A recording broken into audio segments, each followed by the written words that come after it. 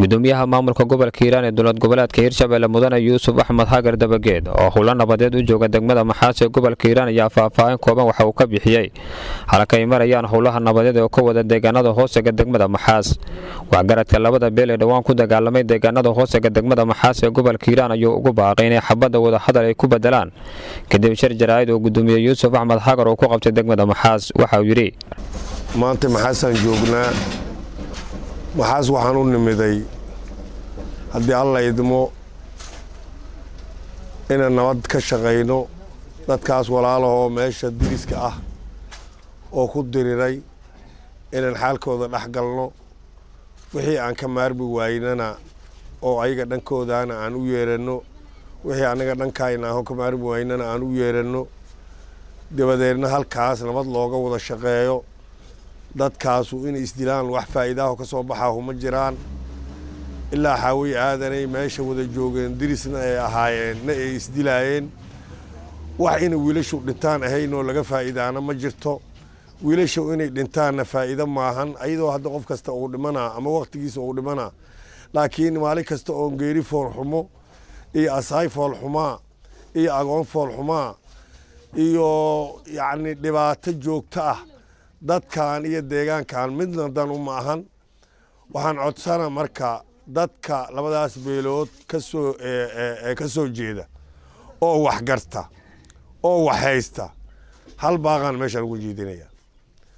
ilaahay aan idigu dhaarshay dadkiinu maalin kasta inay isdilaan waxaan hayn ayna macaashin doqolnimo annaga aan ku sugannahay waa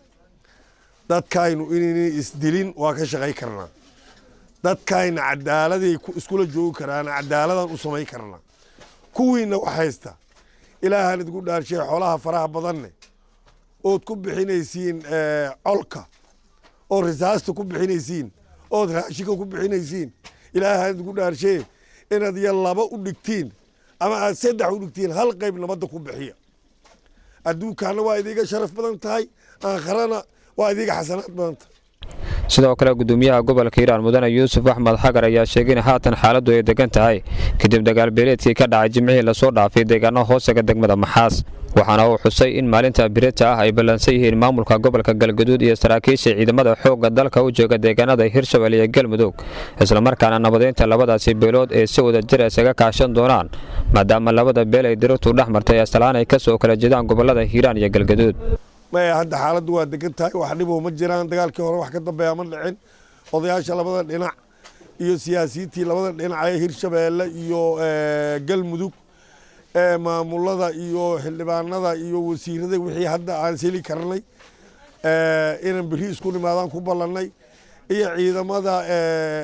Galmudug la shaqeeyo dawladda iyo kuwa anaga la shaqeeyaba kuwa anaga la shaqeeynayo dawladda oo militariga iyo booliska way nala socdaan kuwii Galmudugna oo booliskii iyo militarigiina inay maamulka Galmudug la yimaadeen aan rajaynayna hadii Ilaahay Khalid Maxamed Ismaaciil Kacse telefishinka caalamiga Somali News degmada Maxaas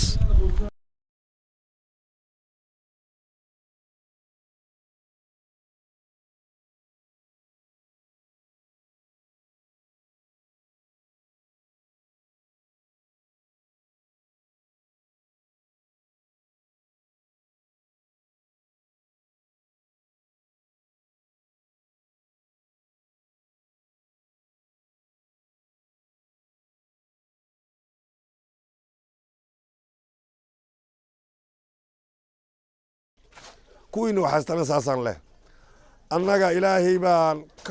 taladu noo saaran tahay ilaahay waxaan ka tuugaynaa in dadkaas ilaahay nabad dhex dhigo dadkaas in ilaahay qalbigiisa isku soo jeediyo dadkaas in ilaahay dhibka dhex yaalla meesha ka saaro ilaahay baan taas ka tuugaynaa annagana wanaaggaasaan ku dadaalaynaa waktina waa siinaynaa ilaahayna haddii aan wanaag ka shaqaynayno waa loo kaalmay doonyaa ciddii wax xun ka shaqaynaysana ilaahay baa wax ka oran doona ama talaab ka qaada ilaahay idankiisa waa mahadsantihiin hadda xaaladdu waa degan tahay wax dhib ma jiraan dagaalkii hore wax ka dambeeya ma dhicin odayaasha labada dhinac iyo siyaasiyiintii labada dhinac ee Hirshabelle iyo Galmudug maamulada iyo xildhibaanada iyo wasiirada wixii hadda aan seli karnay inaan beri isku nimaadaan ku ballanay iyo ciidamada galmudug la shaqeeyo dowladda iyo kuwa anaga lala shaqeeyaba kuwii anaga lala shaqeynayo oo dowladda oo militariga iyo booliska way nala socdaan kuwii galmudugna oo booliskii iyo militarigiina inay maamulka galmudug la yimaadeen aan rajaynayna haddii ilaahay idmo